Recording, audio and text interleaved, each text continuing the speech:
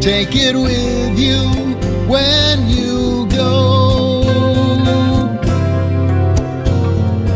But who you love and who you care for all the time,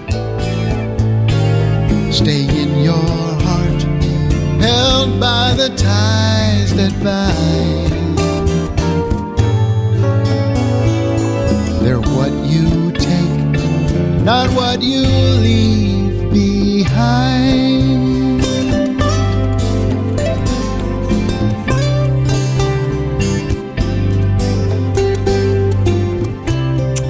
Hi guys, this is Richard Sachs. We're back again with Joel Skousen for our next episode on the history of the deep state. And last time we were talking about the first war in the Middle East and the years from 2001 to 2007. So where are we going this time, Joel? Where do we start? Well, we're going to get into the modern era that brought us to Donald Trump, kind of the intermediate period. Okay. And I'm going to cover a couple of things that have been ongoing during the other conversations that we've had. One of them was disarmament. Another one was the false flag takedown of young Muslims, occurred 40 or 50 times by the FBI, who turned out to be all provoked and by the FBI. The same thing happened in England, is that they would infiltrate these mosques and they would find some young disgruntled Arab, and they would feed them with true conspiracy theories, showing how the government was corrupt and was, did 9/11 and other things, and to enrage them.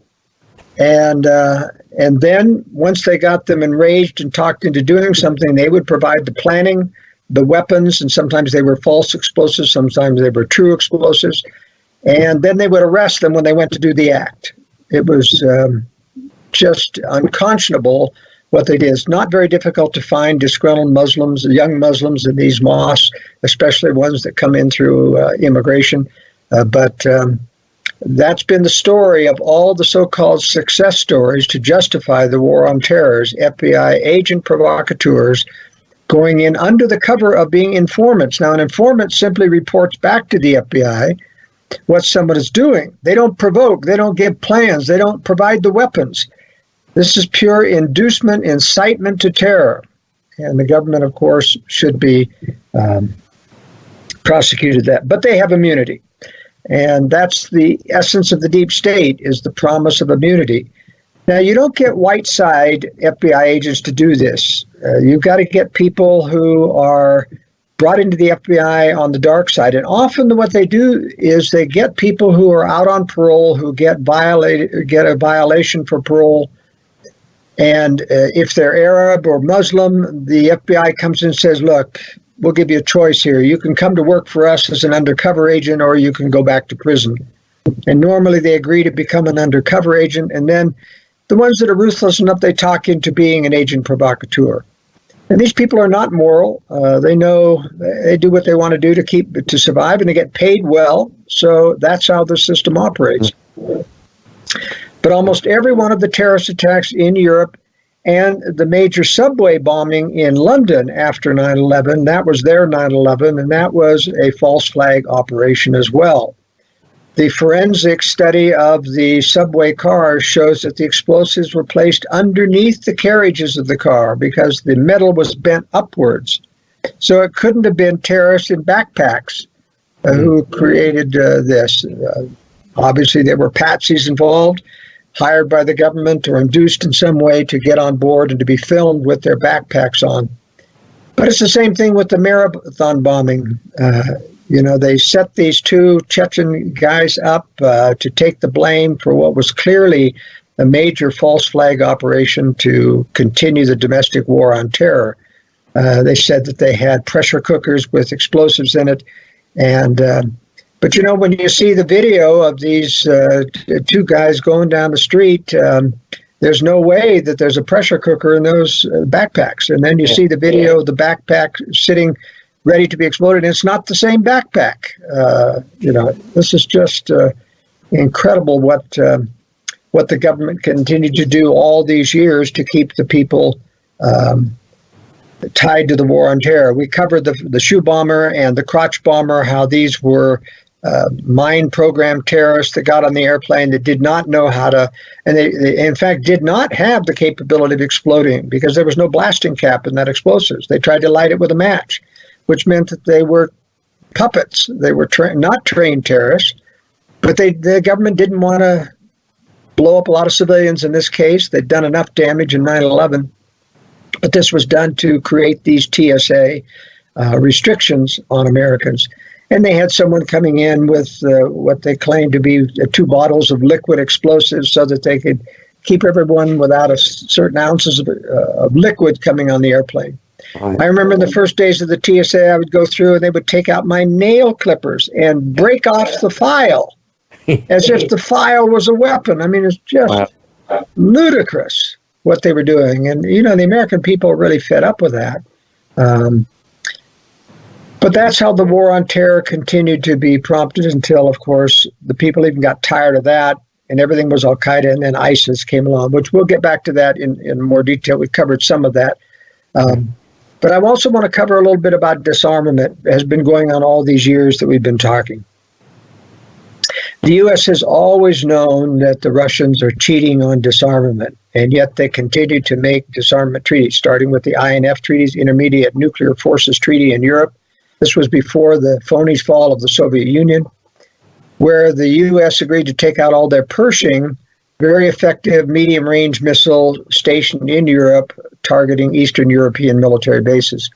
We took out our Pershings. They claimed that they were going to take out their SS-21 intermediate-range missiles. But after the phony fall of the Soviet Union, this is one of the proofs that it was phony, we found those missiles were still in Czechoslovakia and Romania and Bulgaria. They were still in these mountain caves. And it was only after the fall of how they had to create the fall of the Soviet Union that people realized, well, what are these, cave missile bases still doing here? And the word got out. But you hardly heard anything about that in the media. In all of the talk about the U.S. finally pulling out of the INF, there was no coverage, none, of the fact that the Russians still had medium-range missiles in these 3 countries in Eastern Europe. No coverage at all. And that was the main reason for getting out of the INF, is the Russians were cheating, but they didn't say that.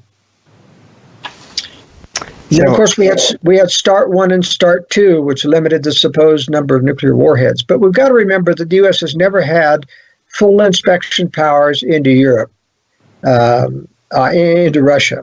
They've always had the underground military base in Yamato Mountain, which is about the size, we estimate, underground. It has 6 railroad lines going into it, about the size of the Washington, D.C. metro area underground, a huge underground city. It's probably not just bunkers for leaders. I mean, with railroad tracks going, this is an underground manufacturing facility. So you've got nuclear warheads being manufactured, you've got rockets being manufactured. No inspection has ever been in Yamato Mountain. The only inspection that we've been able to do is old World War II missile facilities and the SS-18s, the liquid fuels rockets, which were dismantled or partially dismantled. They actually stopped that program about halfway through and said, no, we're going to keep the rest of our SS-18s. They ended up using, some of them for space launches, because it's a very powerful rocket that can get up into space. But during the Nunn-Lugar legislation, the American taxpayer paid to dismantle all of those, or a portion of those SS-18s, and then we gave the warheads back to them. I covered the fact that we built a state-of-the-art nuclear warhead refurbishing facility for Russia, and as soon as it was completed, they locked us out, so we couldn't see what they were doing in there. The deal was that they were supposed to take the nuclear fuel or weapons-grade uranium out of the weapons and reprocess it for power plant fuel, but there's no way to tell the difference between original uranium power plant fuel and reprocessed power plant fuel from warheads. So I suspect that all that nuclear fissile material went back into warheads, and they used their abundant uranium production to produce stuff that they shipped to the West for a profit. But we did considerable disarmament. A lot of Americans do not know that under START 2, the United States took out all of the 3 warheads in the Minuteman missiles. That's the only ICBM that we have, land-based ICBM. We took out all the 3 warheads and replaced it with a single warhead. So that means that was a 3 times reduction in nuclear warheads, while the Russians were still continuing to build new missiles, each containing 15 warheads, and we have no inspections whatsoever.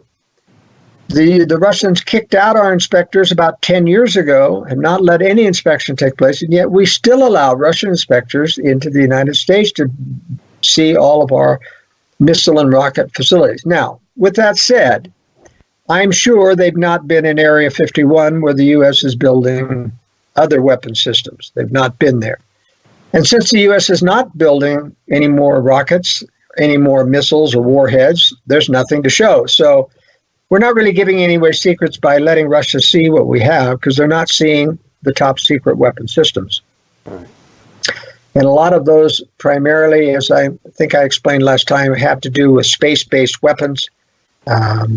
And there's a lot of satellite launches that go on all the time. And I think they've been putting into space the brilliant Pebbles system of launching interceptor warheads from satellites that can target missiles in their apogee or their boost phase, so that when they're the slowest, when they're coming down in hypersonic speed at 10 times the speed of sound, it's almost impossible to catch those warheads, especially with our current ABM system, which has no explosive warhead. It's got a kinetic kill vehicle, which is simply a big lump of depleted uranium, which is supposed to make physical contact with that hypersonic warhead coming in. Very low probability of success. At best, during our missile testing, we've had about a 50% kill rate. And we don't have anywhere near enough interceptors to handle all the thousands of ICMs between Russia and China.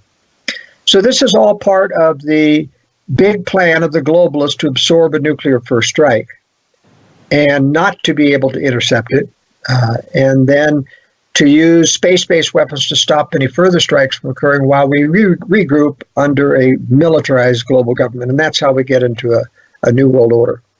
Wow. Now let's get back a little bit to the Middle East, because that will take us up to modern times.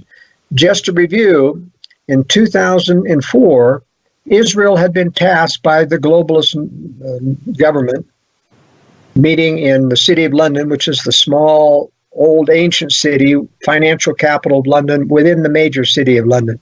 It's not the whole metro area of London. We're talking about the ancient city of London. That's where the Anglo-American establishment has lived, has guided things for years. And in a meeting, I think it was in about 2010 or 11, there was an accidental observer to a meeting within the city of London. He was a top financier in the city of London. He'd been there for many years. He got invited to this meeting. He knew everybody in the meeting, not all of the meeting. There were some big generals that were at the head table and other people that he didn't know, and some from America, too. And he realized about 10 minutes into the meeting he shouldn't be here, that they were talking about world affairs and not finances, but apparently he thought, because I'm so integrated into the finances of the city, they just thought I was one of them. So they invited him in. And he told the story of how they were mentioned that the hierarchy was very disturbed that Israel was refusing or had not yet attacked Iran, and that Israel was refusing to do so until the U.S. took down Syria because of the retaliatory force of Syria. That's why, as I explained last time, that the U.S. began their attack plan on Syria. That's why they did the nuclear deal with Iran, to have an excuse to stand down from attacking to Iran until they got rid of Syria. And in addition, that plan was further delayed by the mistake that John Kerry made at a London press conference by giving Syria an out, saying they could avoid this attack on Syria if they gave up their chemical weapons, which they did, certified by the U.S. and the international community. And Now, the U.S. had to have an excuse after the chemical weapons were gone. They had to have an excuse to get into Syria, and I mentioned that that's when they started these false flag chemical attack weapons in Syria to say where Obama could put a red line, use chemical weapons against your civilians, we're going to come in. Well, they falsified that. Russia knew about that, being an ally of Syria, and so that's when Russia decided to intervene to stop the U.S. from coming in the second time to do an intervention in Syria. And this was a major blockage of the globalist agenda in Syria. And remember, the target is not Syria, the target is Iran. But Israel is demanding that Syria be taken down before they're going to risk attacking Iran. They know that Iran will retaliate. They fear more Syria right next door with 1,000 Scud missiles and chemical weapons, etc., that they could obliterate Tel Aviv in a mass missile shoot and get past their Iron Dome system. Right. And so the Russian intervention was significant here. Now, I want to say at the outset that Russia is not our friend. Russia was doing the right thing in Syria for only one reason, and that's to embarrass the globalists. They knew that the globalists were faking the war on terror. They knew that the globalists had created ISIS. They knew that they were funding ISIS. They knew that they were allowing ISIS oil to be marketed through Turkey and then on to Israel. And so the intervention of Russia in Syria was a serious blockage to the U.S. And in fact, to this day, it continues to keep Syria free from being taken down by the U.S. That said, however, the continued infighting between the U.S.-backed rebels and ISIS has kept the Syrian military sufficiently weakened that they could not present a credible threat to Israel anymore. And so Israel, even though Syria has not been taken down, they've been sufficiently weakened that Israel is free now to attack Iran. And that's why there have been these multiple false flag attacks blamed on Iran in order to provoke or justify an attack. But I want to go through this in detail because it's important. Before these three false flag attacks, Iran this past year, starting in January 2019, was attacking Iranian militia and Iranian weapons depots in Syria almost daily, over 200 attacks in the first quarter of 2019. But in February of 2019, the Russians warned the Israelis, you got to stop these attacks or we're going to lob a few missiles at Tel Aviv. And so those attacks stopped for a little bit. But then the Israelis decided, I think the Russians are bluffing. And they were right. You see, the Russians did not attack Syria when Syria shot down one of their aircraft as they were intervening in Syria. They did not retaliate against Turkey. Turkey, yeah. I'm sorry. That's what I meant. When Turkey shot down one of Russia's warplanes and killed a couple of crewmen. Right. And a lot of people in Russia were displeased because it showed weakness on the side of Putin. But it told me that Putin really isn't willing to take on the West. Had he attacked Turkey, a NATO country, would have automatically provoked a NATO response, which would have been very difficult. And Russia isn't ready to take on the West. And that's one of the reasons why when Israel shot down its surveillance plane in Syria, they didn't retaliate against Israel either. And they didn't retaliate even though, and so Israel started attacking midsummer of Israel again, and they've been attacking. So it isn't really that Russia's a paper tiger. They do have a powerful military, but they don't want to tangle with Israel or Turkey or the West because they're not ready for World War III. And that's what has made my prediction that the Middle East will not be the trigger event for World War III. Had it been, there would have been multiple chances already to trigger World War III. But clearly Russia and China are not ready yet. They're still building massive weapons of mass destruction. And they do know that there's got to be some secret weapons being developed in Area 51 by the U.S., just as they're developing secret weapons in underground factories as well. And so Israel had been trying to provoke Iran into retaliating against Israel so that they could justify this attack on Iran. And Iran even said that Israel even said that Iran had launched a missile last April into the Golan Heights. But it wasn't an Iranian missile. It was a missile from Syria, but they tried to blame it on Iran. And they've been really attacking things very regularly, but Iran is not taking the bait. For all of Iran's faults, and they're not a good government either, they're a Muslim government that believes in suppressing the political and fundamental rights of their citizens. And Iran, by the way, has been a fairly pro-Western country under the Shah and a lot of advancements, etc. Once again, your listeners need to know the reason the globalists want Iran taken out is the only Muslim country preparing to become self-sufficient in weapon systems, not dependent on East or West. And the globalists can't have that. They want Muslim puppets, Arab puppet states like Saudi Arabia to do their bidding. That's why Iran. And what's the reason that Israel, the Israeli government wants to attack Iran? Is it just because the U.S. says so? Or because the Israeli government is a globalist government. The people don't know that any more than our people in the United States know we've got a globalist deep state. But Netanyahu, as I said in the program before, was a Kissinger protege. He's been a globalist ever since he got his first job in Wall Street, courtesy of Kissinger and Associates. They set him up in politics in Israel by having him hold one of these big anti-terrorism, counterterrorism, and where George W. Bush and Henry Kissinger and George Shultz and all these big heavyweights came to Israel to this conference, and they thought, wow, anybody who can put this together must be a heavyweight, and that's how Netanyahu got his start. And but Netanyahu is right now in trouble. He has failed to win a coalition government, or failed to win a majority in Congress, failed to develop a coalition government that can rule. They're going to now hold new elections. But Benny Gantz, the alternative candidate, is also controlled by the globalists, so it doesn't really make any difference who wins. Though Netanyahu is by far their preferred leader, he's totally corrupt. He and his wife especially, she's apparently a very dominant woman who rules the roost. People say when they go into their house, she bosses him around like crazy, and it's really a joke within the political arena how strong this Netanyahu's wife is. One other question that came up in what you were saying is you've said many times that Russia doesn't attack because they're not ready for World War III.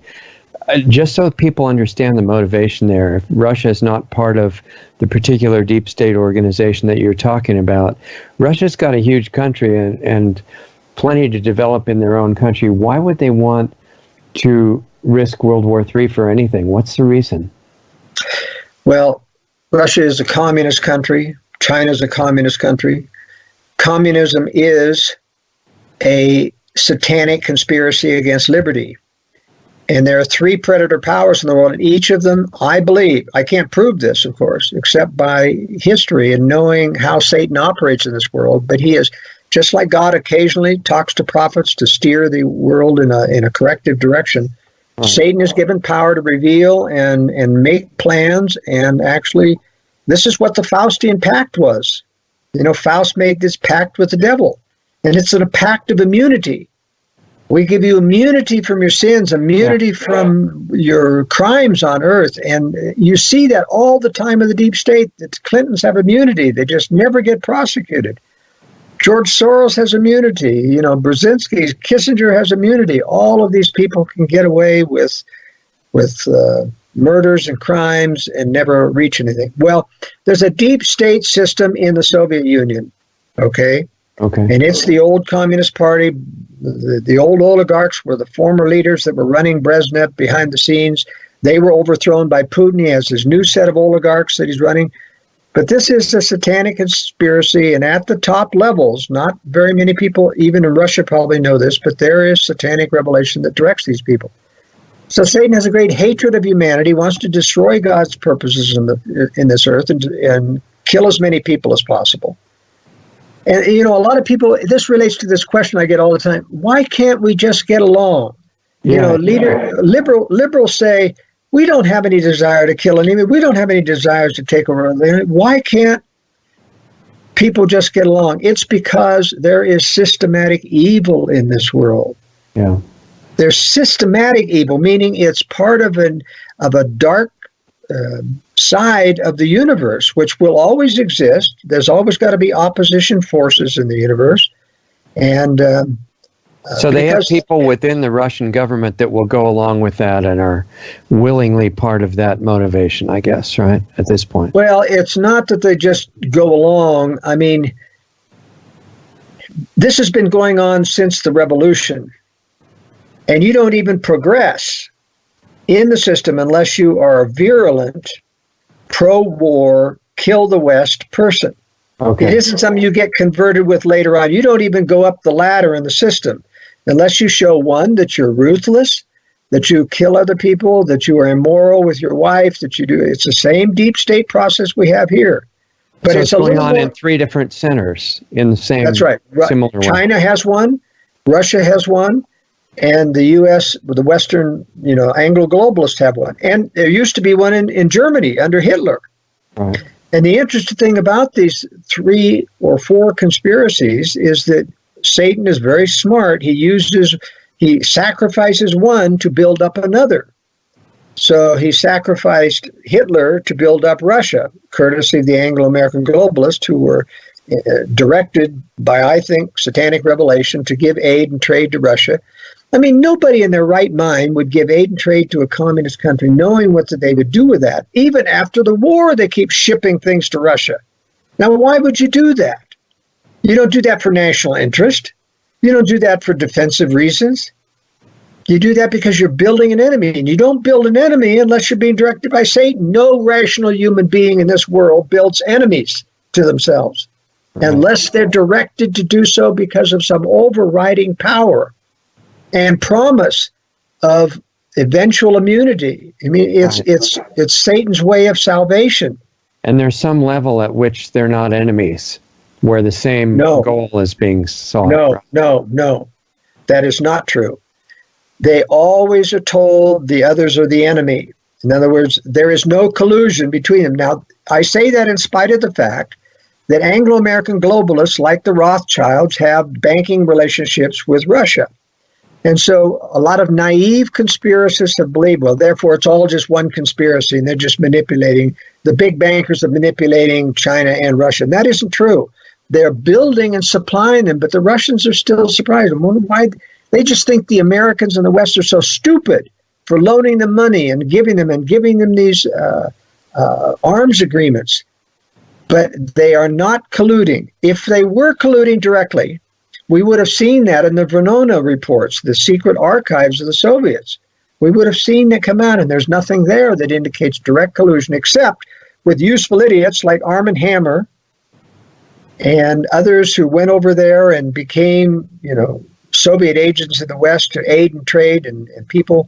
But there's a lot of useful idiots on the Right. Well, I wasn't referring to that level, though. I was referring to the level at which they're all 3 directed in a chess game by the same ultimate power. Oh, and yes. And at that level, they're not only in collusion, they're the same. No, they're not the same because Satan deals with them all individually and promises them different things. Right. But I meant there's only one Satan. There's not 3. That's right. No, that's right. But he's very sophisticated. He doesn't tell them that he's running the other 3. He thinks they're the only ones. They are ordained to be the powers in the world. They promised each one of them success. Okay. Right. I'm sorry I misinterpreted your question, but it was a good opportunity for me to present the fact that too many people think they misinterpret. For example, there's the Rowan Gaither quote, which a lot of conspiracy theorists in the conservative right wing rely upon, where Rowan Gaither was the head of the Ford Foundation. And the head of the Congressional Committee on Un-American Activities came to and asked, why is the United States giving aid and trade to Russia, our enemy? And he said to him, well, the White House has given us orders to produce results that will eventually peacefully merge the U.S. with Russia. I remember, yeah. You remember that quote? And people have relied on that for years, but it was untrue. It was disinformation. There's no way that Rowan Gaither would have told him the truth, okay? But he gave him a logical excuse that did hint at some conspiracy, but it had benign end, and that's not the real conspiracy. There is no benign end. It's not world peace. It's not peacefully merging with the Soviet Union. That is impossible, in fact. Impossible. It was just a blatant excuse. And it was paraded all through the Birch Society, and everyone else for years has relied on that. And the Birch Society to this day doesn't think that there will be war with Russia based on the Rowan Gaither quote, because it's meant to peacefully merge them. Right. They just don't understand that Rowan Gaither could not possibly have told the truth. Now, so we must be careful to understand that I think personally that, Satan has designed it so the Anglo-American conspiracy is going to win out ultimately. I think Russia is going down in the next Third World War, because I think the globalists in America and the UK will talk China into betraying Russia. And just like they had a scissors attack on Hitler and got rid of Hitler, there'll be a scissors attack on Russia, and Russia will be eliminated as a world power in the next war.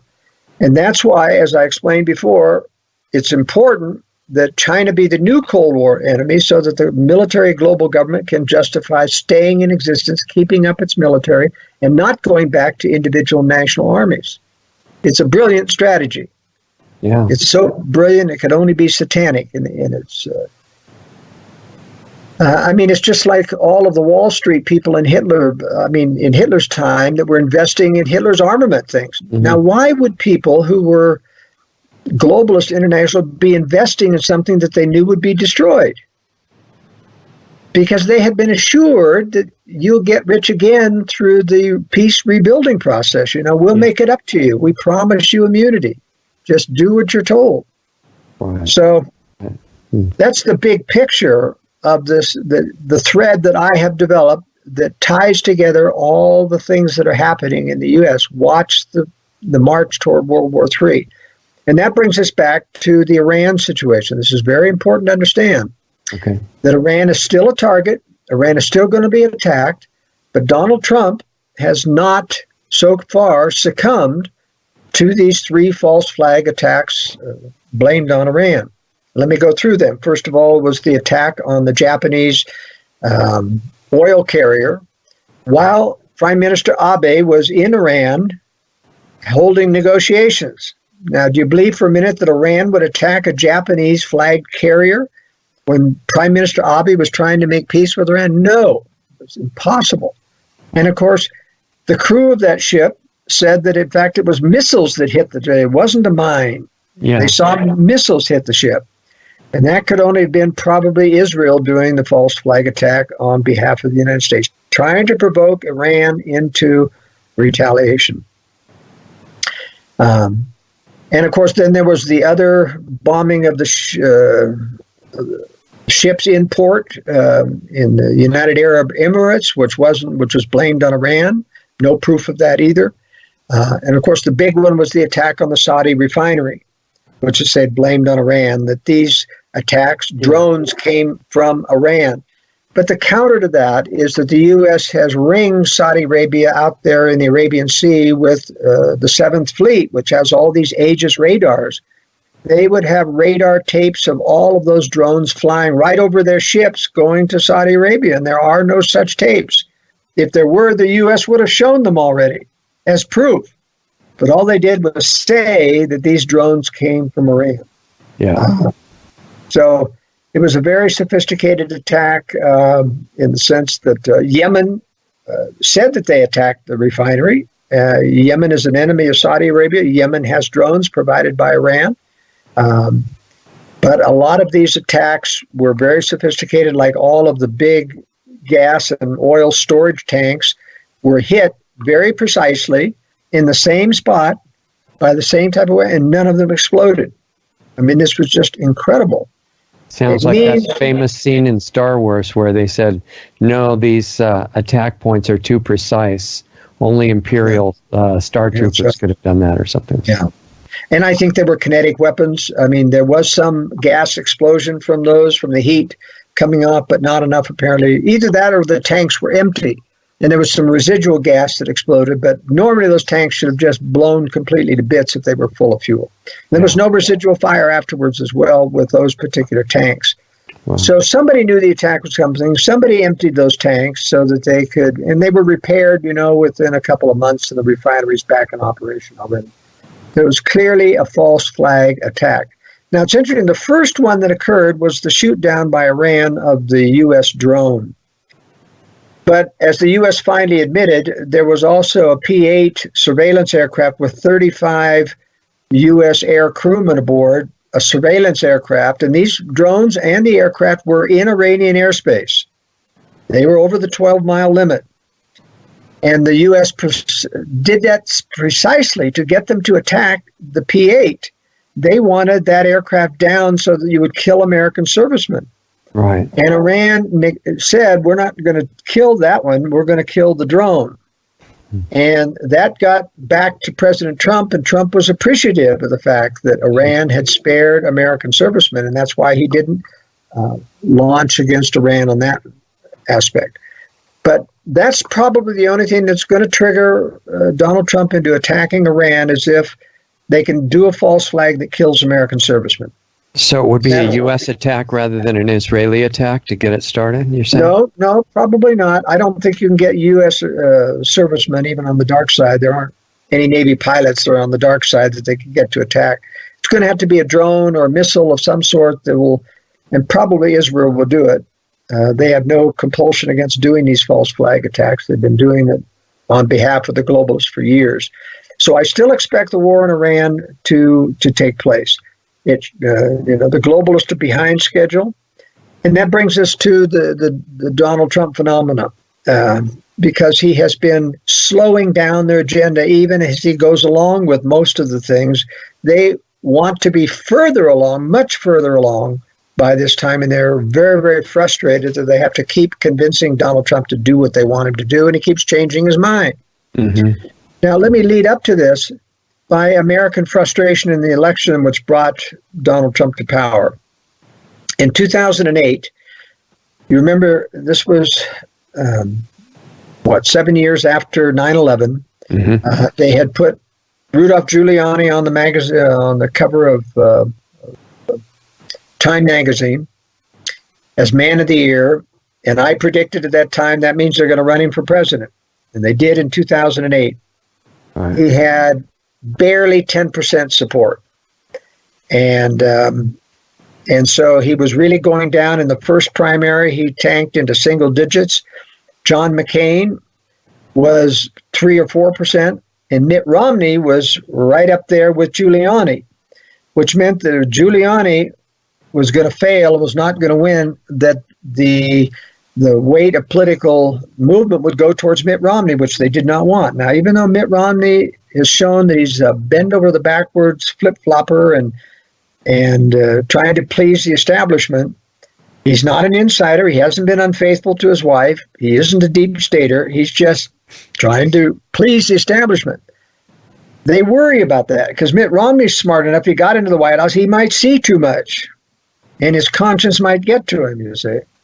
I mean, there's only a certain degree. He has, there's all kinds of simplistic excuses to justify going along with the establishment. We read them all the time in the New York Times and the Washington Post. All the excuse of why we've got to attack Iran, why they're the terrorist leader in the world, all those false things that are simple to believe if you don't do your homework, okay? Right. But when you start to see, as Romney would have seen, the attack on Benghazi, which with the stand down order, told to them if he was in the situation and heard that stand down, he would have objected. What are we doing this for? Why don't we, go in there and rescue the ambassador? It would have been very difficult. So they don't want Romney in there. And so they sabotaged Romney's thing by boosting John McCain from single digits to the majority position by an endorsement by 3 Democratic newspapers endorsed John McCain. Now, what are the chances of Democratic newspapers endorsing Republican John McCain? Well, John McCain's a globalist. He got, the woman Alaskan governor to be his running mate to kind of assuage conservatives. He was kind of a conservative firebrand, but not particularly savvy or at all about the deep state. But still, that wasn't going to, pass, and Barack Obama handily beat John McCain. Now, when 2008 came along and Romney ran again, he was in a much stronger position. And they tried to use the Southern conservative evangelical backlash against Romney's Mormonism to discredit him. But Romney was pretty good at diffusing that. He made a few, blunders, which, they were after Romney like they've been after Trump, in the sense that they were infiltrating his campaign, looking for any mistakes that he would make, any embarrassing things he said about that would indicate he was wealthy, and they played all this up. Now, are we talking about 2012 at this point, or I think you are, right? I'm sorry, it was 2008 where John McCain. 2012 is what we're right. talking We're about. up to 2012. Yeah, now. we're up to 2012 Yeah. when Romney was running against Barack Obama. Barack Obama was very unpopular at this time. There was a lot of hostility towards him, and so the polls really showed that Romney was going to win, and I think Romney did win. The key to this is in spite of the fact that the Democratic political machine can skew about 10% of the votes through computer fraud, and you had all this computer vote flipping going on in 2012, where a person would vote for Romney and would come out of Obama.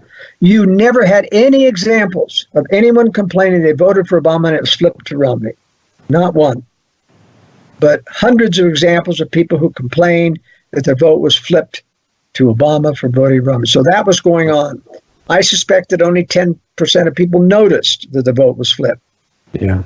Now, the telltale sign that the election was rigged at the final tallies, this was the first year that an Israeli company was hired to tally all the state votes at the federal level. So all the states sent their votes into the federal government. They tallied at the federal level so that nobody could trace the ultimate results. Wow.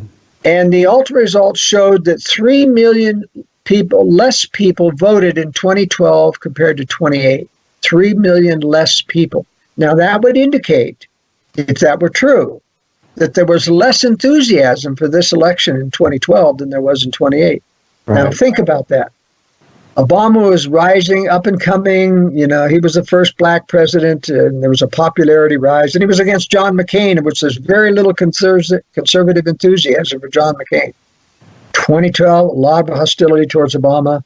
And there's just no way. The intensity, remember, the intensity of this was much, much higher. And to believe that there were 3 million votes, I say that means that they simply made at least 3 or 4 million votes disappear in order to let Obama win. Yeah. So that's my analysis. I think Romney should have won. And so there's been increasing frustration from conservatives that they never get what they want. The Republican Party continues to betray them all through the time when Obama was running. You had John Boehner as the Speaker of the House, who continued to sabotage everything, that Republicans tried to do to counter and even getting into the Trump administration. And so it's not surprising, though I was shocked, and so were the Democrats, that Donald Trump actually won. But when you look at the underlying hostility towards the system, the establishment system, both among moderate Democrats who were just fed up with Obama not doing what he promised to do, and the conservatives being fed up, Donald Trump came along as a populist. And means a populist, he appealed to both the left and the right by promising everybody what they want to hear. Jobs for America. I'm going to save blue-collar jobs. I'm going to do this. And, a true conservative could not have promised over even half of what Donald Trump promised. And a true conservative couldn't have won, because he would have only appealed to the 30% that are true conservatives in the United States. So Donald Trump, being a populist, was able to win, and he's basically a promoter. He's got a good sense of what people want to hear in his hotels and things. Got a good sense for the lavishness that the wealthy want to hear, and all the types of things. But he isn't a man of principle. He doesn't have a good set of conservative principles as opposed to Ronald Reagan. Ronald Reagan wrote all his own speeches. Ronald Reagan was a true conservative. He did compromise as governor of California and as president, and a lot of that was because of the pressure put upon him, but he was a true conservative. But Donald Trump has hobnobbed with Democrats like Hillary Clinton and wealthy people and immoral people. He's not been moral with any of his wives. And so, but he isn't a deep stater. Now, a lot of people bring up the fact that he, in his casinos, had to deal with the mafia. So he had to be deep state because he dealt with the mafia. Well, look, the mafia controlled all the labor unions in New York. You're not going to build a casino in New Jersey or New York unless you deal with the mafia. That doesn't mean that he's deep state. It means that he's a businessman who wants to get ahead at any cost, and he'll do whatever it takes to do that. He wasn't a particularly good businessman. He's had to declare bankruptcy 3 times in order to keep from paying his bills. And he was very notorious for not paying his contractors. A lot of people hate Donald Trump because of him using bankruptcy to get out of paying them. But in any case, Donald Trump won the Electoral College despite 10% of the deflection of the vote by the Democratic Party machine. He was still able to win, but it was a very slim margin, and every one of these swing states that ended up going his way, Florida and Pennsylvania and Ohio, Wisconsin, very, very slim margins. And that's why Hillary Clinton won the popular vote but did not win because of the Electoral College. And it really doesn't look like she won the real popular vote, because if you look at the difference between the turnout at the rallies and the enthusiasm and the support just shown really on the ground, it looks like the only reason Hillary officially won the popular vote was massive flipping of votes. I mean, that's what it appears to be. No, that's right. I mean, the vote tally was slightly in her favor, but if you take away the 10%, which I think is, and the reason they don't go over 10%, by the way, is because of exit polling. If it was showing a massive difference between the regular polls and exit polling, it'd be too obvious. It would be too obvious that they'd really stretched the vote, etc. Okay. And so that's why they are somewhat limited. And that's why they banned exit pollings more and more. Right. But you know, the fact that all the control judges continue to ban voter ID, I mean, why would you not require that you be a citizen to vote? This whole attitude that because you're going to keep the poor people from voting. Well, what do you mean? If you've got all these volunteers, go ahead and get their documentation so they can prove they're citizen, get their driver's license. That's not difficult. No. But you can tell this is part of the deep state, the control judges that continue to kill any legislation that requires citizenship voting. So now we have Donald Trump as president, and the onslaught begins where he was attacked at every side.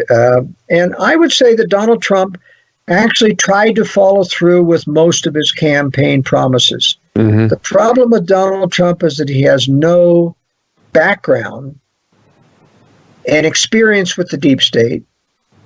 He doesn't know how to determine if someone is deep state or not. And how do I determine? Well, without having access to the secret acts of government, the way that you determine deep state is you look at all the history of government cover-ups, the JFK assassination, the Robert Kennedy assassination, the Martin Luther King assassination. And these were all government operations. So you look for the cover-up of the government role in those operations. And you see who was in charge of those cover-ups. You look at Ken Starr's cover-up of the Vince Foster murder. You see that Brett Kavanaugh was his assistant in charge of covering up for the witness who was the key witness who said that Vince Foster's car was not in the Fort Marcy parking lot when he was killed, when he was there or taken there. And you look at the 9/11, which was a massive conspiracy. You look at who was in charge. Robert Mueller and Christopher Wray was there also in the FBI, involved in that. And so you track people being involved in known conspiracies of government cover-ups, and you realize those have to be deep state people. Mm-hmm. So William Barr covered up for Iran-gate and Iran-Contra and all the drug smuggling by the CIA and the DEA into the U.S., and you can't say that he wouldn't know because you had Terry Reid in his book Compromise come out, tell the whole story. And look, these people all know. James Comey knows all the conspiracies that have happened. They watch this stuff assiduously because they want to see how far this is going, they want to see how credible it is, and they want to direct how to deflect these conspiracy theories so that and conspiracy facts so they don't get caught in these things. So when you're looking at the deep state side versus the side of any good people actually in government somehow, the deep state is the organized side. It doesn't look like there's really any contest, right? That's right. They have a background that you can trace in terms of being involved in government cover-ups. Now, there's an awful lot of people that are just yes-mans to the control system. They know there's a powerful control system. They know somebody killed JFK. They know somebody killed Martin Luther King. They know that anyone who tried to blow the whistle got silenced. Those kind of messages telegraph to them that you don't buck the powers of the and you don't ask questions. And oftentimes that's how you relay a message to a person. They say, don't go there, Right. Somebody higher up says, just... That's been on television for the public. Say, when questions come up in congressional hearings, and they say, I'd rather have this in a secret session, and it just stops. That's exactly right. And, for example, you take Trey Gowdy, he's a legitimate conservative, but he's somewhat controlled in the sense that when he was in the Benghazi hearings, he got two people to admit there was a stand-down order. And he never asked the question, who gave the order to you? Right. That means we don't want to go any further. We don't want to be able to trace. We don't want to have to call in the generals or the NSA people who gave the stand. So we won't ask the question. If they want to stay alive. And nobody else on the committee interrupted him and said, wait a minute, ask him who gave the stand. I mean, talk about $1,000 question. Everybody would want to know who gave the order. Right. And it's like the public is getting used to no common sense sequence in those kind of things. And you made one mention of the judges stopping certain things that the legislature was going to do, and they've stopped a lot of things that Trump has been trying to do too. There seems to be something wrong in that. A lot of people don't understand. How can just a random federal judge anywhere in the country stop constitutionally valid actions of Congress and the president? What's going on with that? Well, it's because they have established the false theory that the Supreme Court is the supreme law of the land, and therefore it's the superior of the three equal branches of government. The Constitution established three equal branches, did not make anyone superior. Now, in legal theory, as a political scientist, I can say that ultimately the courts ought to be able to stop bad edicts by a president and bad law but it's got to be based on the Constitution. And we do not have sufficient safeguards against the Supreme Court doing what they've been doing, is making law from the bench and thumbing their nose at the Constitution. I think to remedy that problem, you really need to have a set of criteria that states in every Supreme Court decision that you have to state chapter and verse in the Constitution that justifies this, not previous precedent. You got to go to the original document. You see, precedent is an interpretation based on an interpretation based on an interpretation. Yeah, it's and that's how it works. But this isn't just the Supreme Court. This is judges all over the country. No, I understand. Well, they are federal judges, so they can rule on federal law, and that's why there's an appellate system. So technically it is correct that any federal judge and a district judge can stop a law, but it doesn't hold for the whole nation until it goes up and is appealed.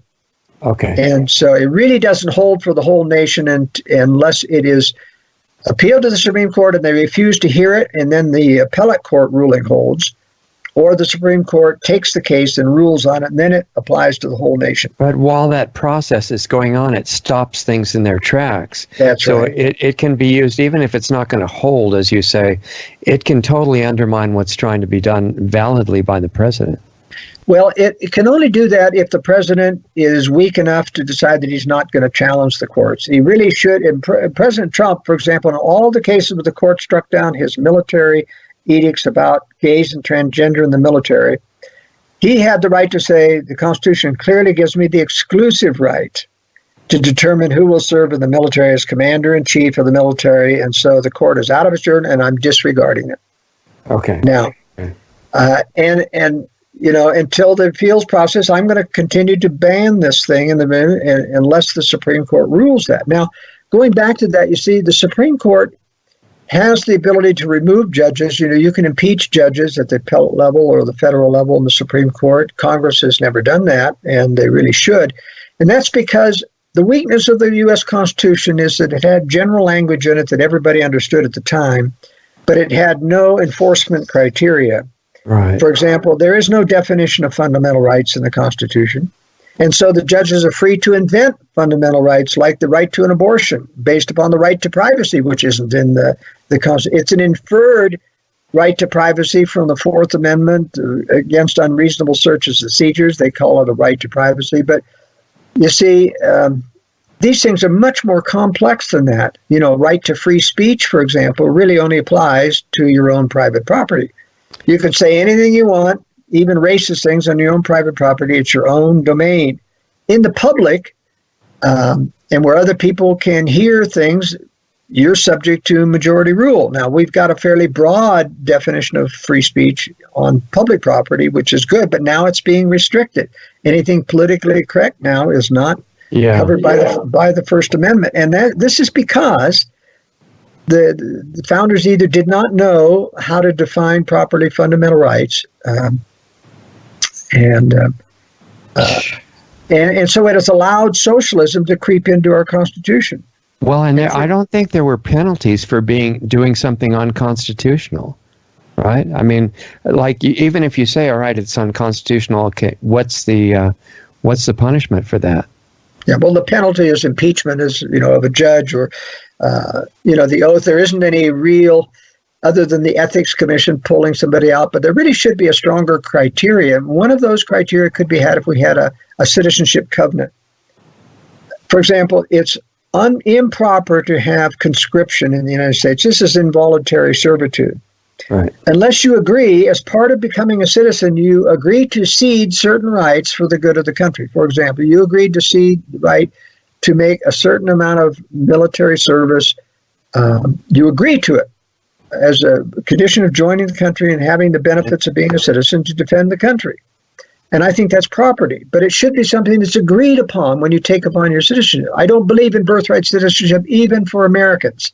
I think everybody ought to have to qualify. Everyone ought to have to pass a test on what's proper law and what is improper law. Wow. And so that you can prosecute people by what?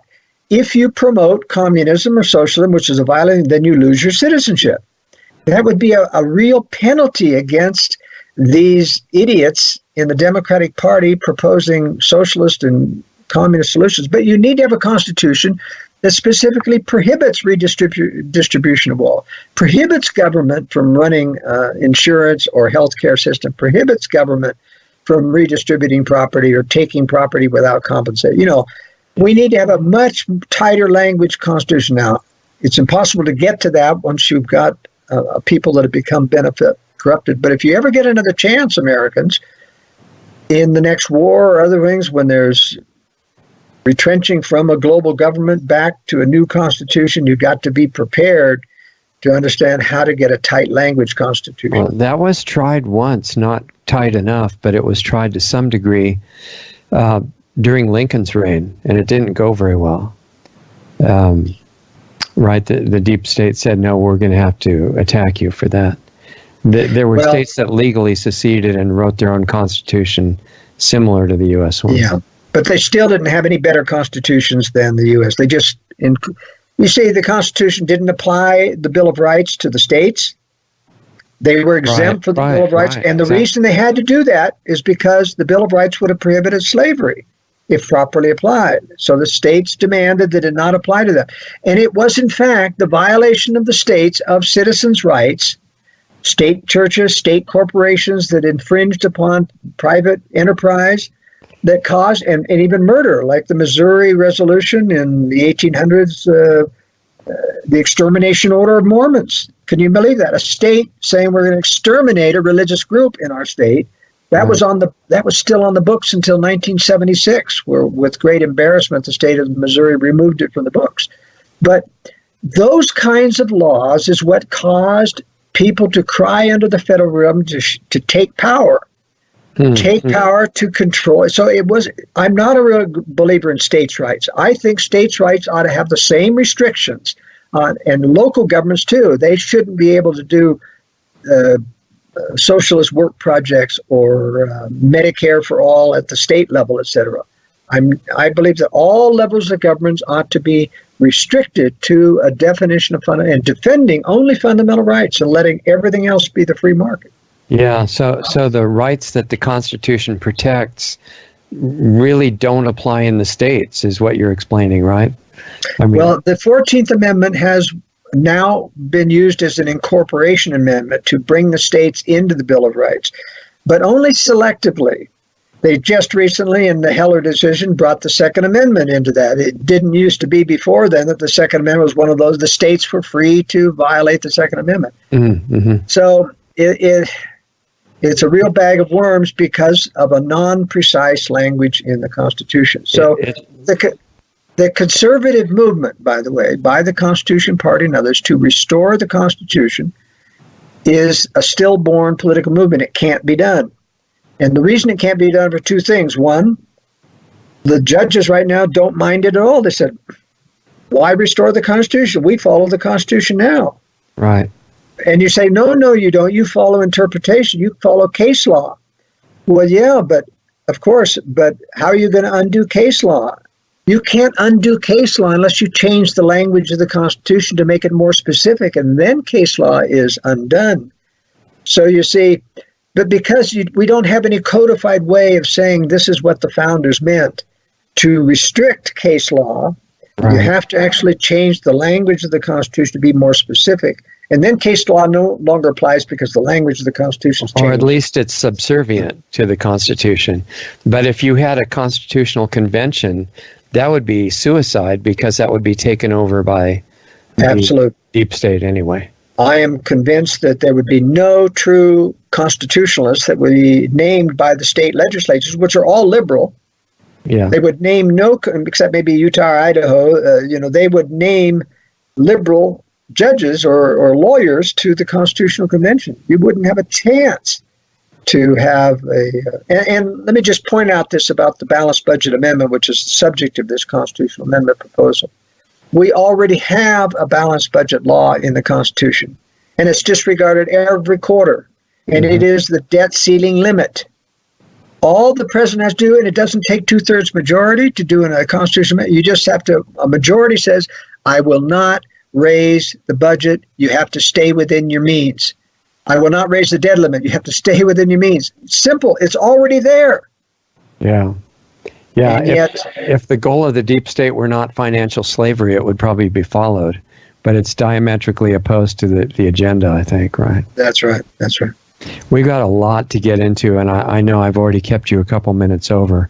But this is just really fascinating, engrossing material, and we'll have to somehow wait. This is like the old cliffhanger movies where the good guy's just about to fall off a cliff and the bad guy's saying, this is all over, you're finished. And we said not the exciting conclusion, but the next episode next time. So, yeah, let's take up the Trump administration next time. And that should be exciting because we'll get a good picture more than ever before of the deep state in action as it tries to get rid of Donald Trump. Okay, yeah, that would be great. Hold on, and we'll say goodbye in a minute here, Joel. Thank you. Okay. So that was episode 8, everybody, and there goes Joel Skousen again.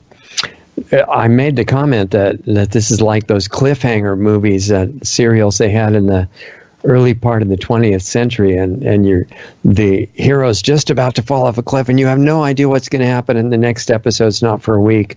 And it's kind of what we're doing here. And I'm just a voracious person to want to learn anything about history that I can, and I like to learn it from people with who are talking from their own experience and insights instead of what they memorized. And it's a fun opportunity for me to be right in the middle of that, and I hope that you are all enjoying it as well. And this was an amazing episode, and they're continuing to get more and more focused and intense as they get toward the current time and all the things that are going now as we move toward what Joel is clearly predicting as a certain scenario, which obviously I'm not hoping that he's right, but he's got a lot of backup material suggesting that he may be. So I don't know what to say except that we'll wait for next time to see what happens next. And remember, all of you guys, to go to lostartsradio.com and get on the mailing list if you can. We'll be using that in case we're disappearing totally from the platforms that we could reach you on normally. Also, as I've been reminding people, subscribe to our channel at brighteon.com, which is Brighteon, brighteon.com/channel/Lost Arts Radio. And Brighteon is run by Mike, and he's not going to, I can't say his last name, of course, that's been banned. And he's not going to be censoring anybody. We're going to stay there at least for the foreseeable future. This is the time to get in touch with it instead of wondering, well, what was that channel he said, before it disappeared off the major media. So do it now if you get a chance. Also, Planetary Healing Club for people that want to get into the deeper aspects of what you do in preparation in terms of getting your own health together and consciousness tools to make it easier to make changes in your life without relying on willpower that's not so good in the long run. That's accessed at planetaryhealingclub.com. There are small dues for that, which if it's material you need, it's more than worth your time. They all go to the nonprofit that hopefully will have time to open up some of the larger projects that we're still trying to do. And so that's planetaryhealingclub.com. If you need private sessions with me, I occasionally do that, and the money from those goes to the same nonprofit. And you can write to me if you want to know more about that, richard@lostartsradio.com. And also, if you want to get on the mailing list, you can write your name and email address to info@lostartsradio.com, or let's see if I can remember this number. There's a number to text your email and name to get on that list at 928-235-4676. I think I remember that right.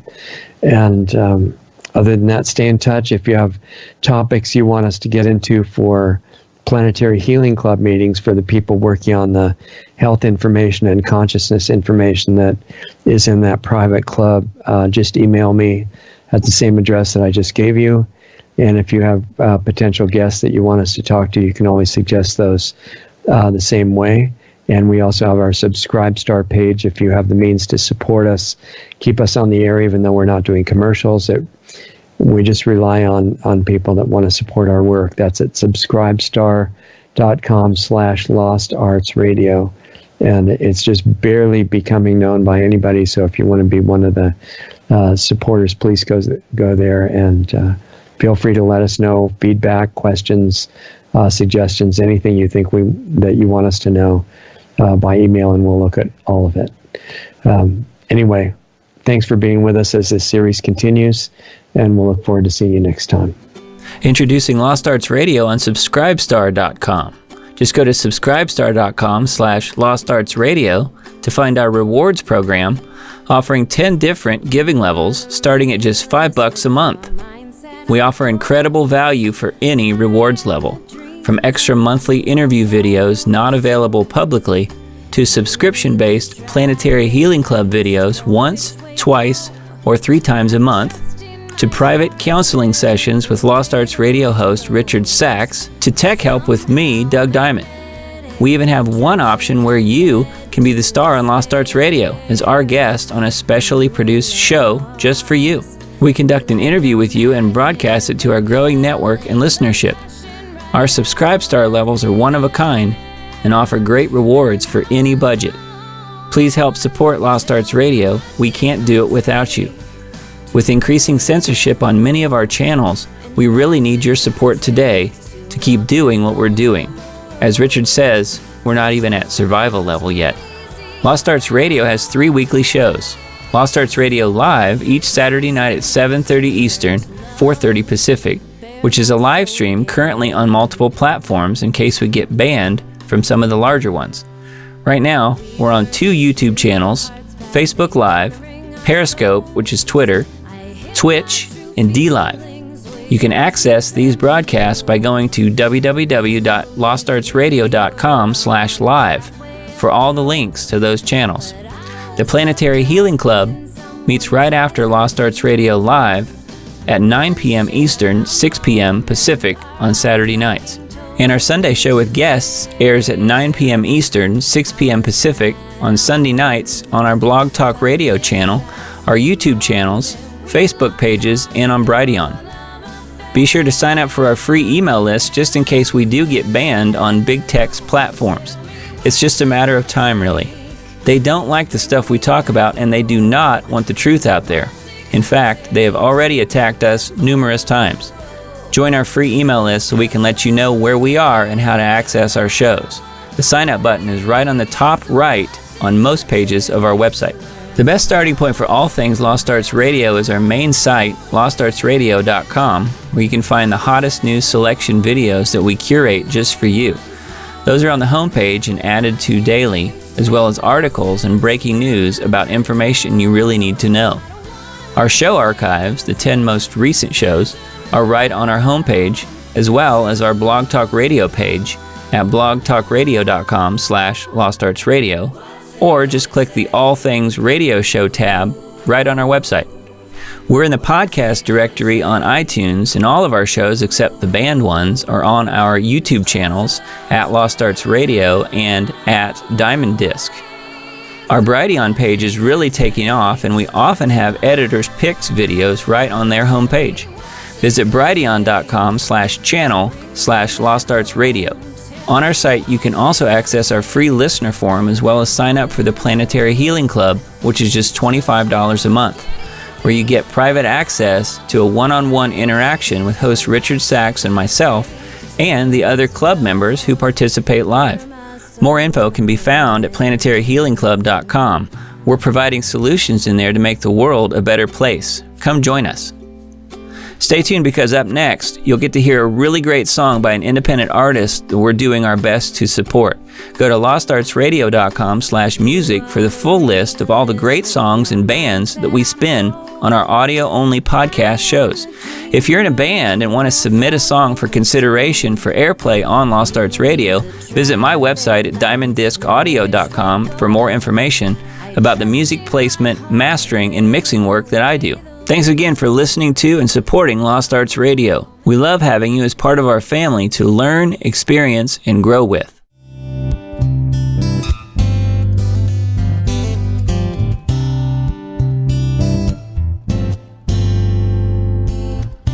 You can spend your life pursuing dreams, taking your ambitions to extremes. The only thing that matters in the grand design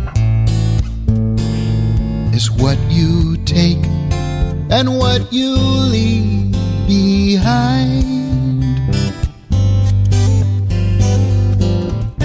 If you held the future in your hands,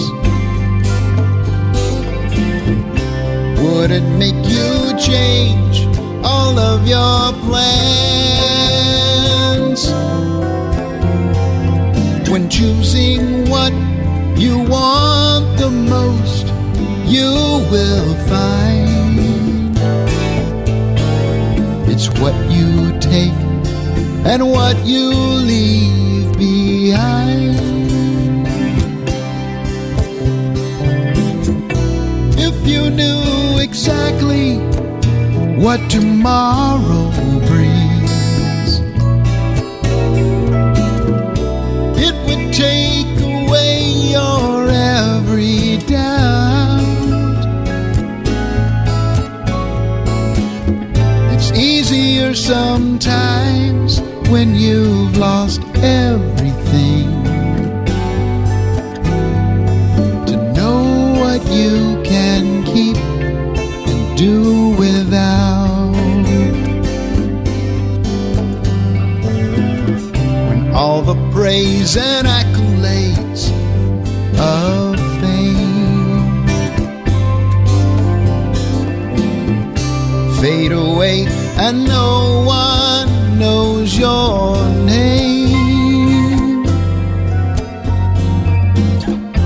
It will be much clearer, and you won't be blind to what you take and what you leave behind.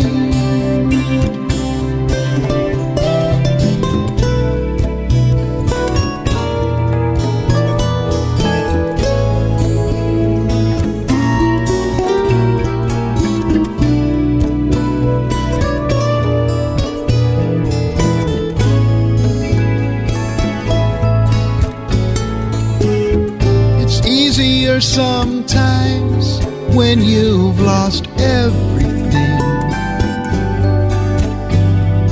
to know what you can keep and do without.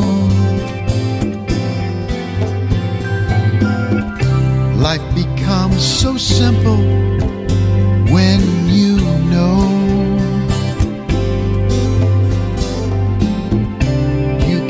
Take it with you when you go.